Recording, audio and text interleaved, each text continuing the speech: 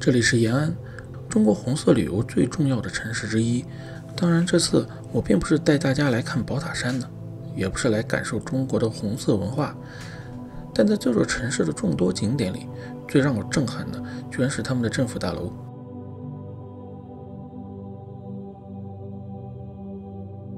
我做 Amazing China 的本意就是把中国最神奇的景色归纳其中，但从来没有想过这次会将一个政府大楼放到我的节目中，而我的确从里到外被深深地震撼到了。我想我的观众也对中国政府大楼的宏伟气势有所耳闻。我也去过很多国内外的历史遗迹，但看到了眼前的景象后，我不得不臣服于建筑的设计者，完美地将建筑功能、历史传承、地方特色融合到了一起。我甚至觉得这里可以作为一个景点来参观。首先呢，大不是最重要的。众所周知，中国的很多政府大楼都以大著称，而大很多情况确实是可以容纳足够多的功能。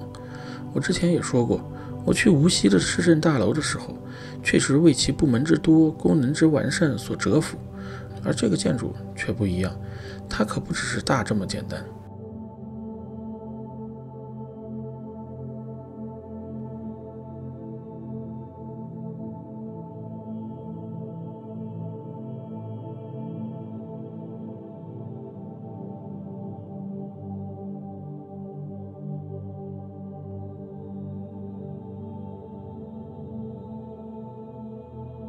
我就是随意的把导航地点设定在了延安市，然后软件就把我带到了这里。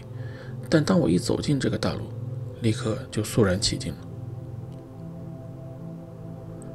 这种感觉是一种从传统中国建筑几千年来所传承下来的宏大感和威慑力，标准的对称设计传达出了超强的稳定感，这几乎就是完全按照过去皇城的结构来设计的。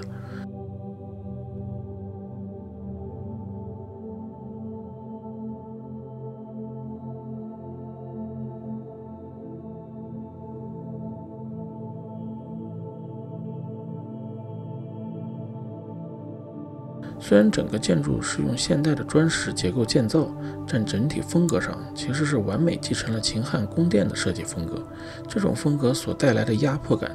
要远超于明清时期的礼制建筑，甚至要比故宫震撼。所以你们就知道我说的肃然起敬是什么意思了。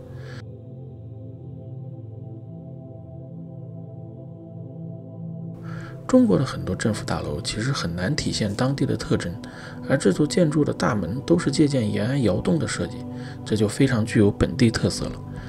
而这个台阶的设计也堪称精髓，我从来没有在任何一个中国的其他政府大楼上看过类似的设计。层级递进的台阶让整个建筑的气势传达得更加直接，这不就是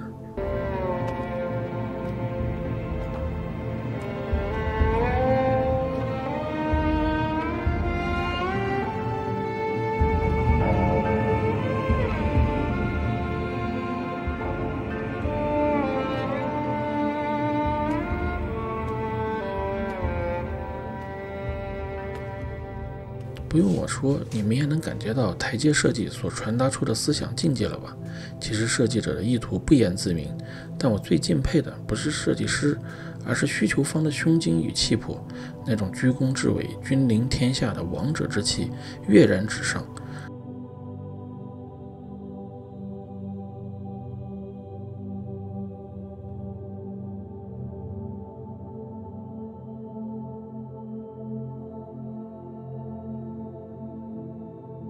而与之对应的建筑功能上也反映出了这种层级关系。最靠边上的建筑是图书馆和为儿童服务的区域，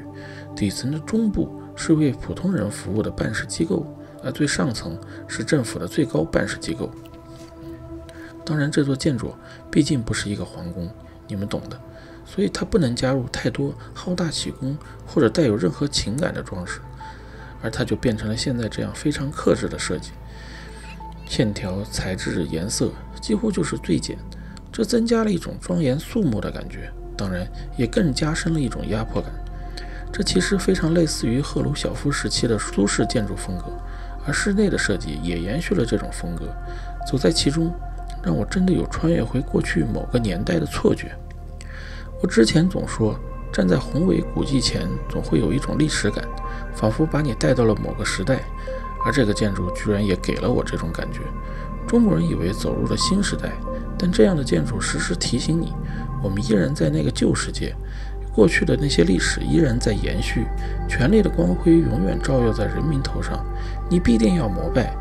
也不知道要再用多少时间，这样的建筑才能像我们参观故宫、金字塔一样，只是去参观而已。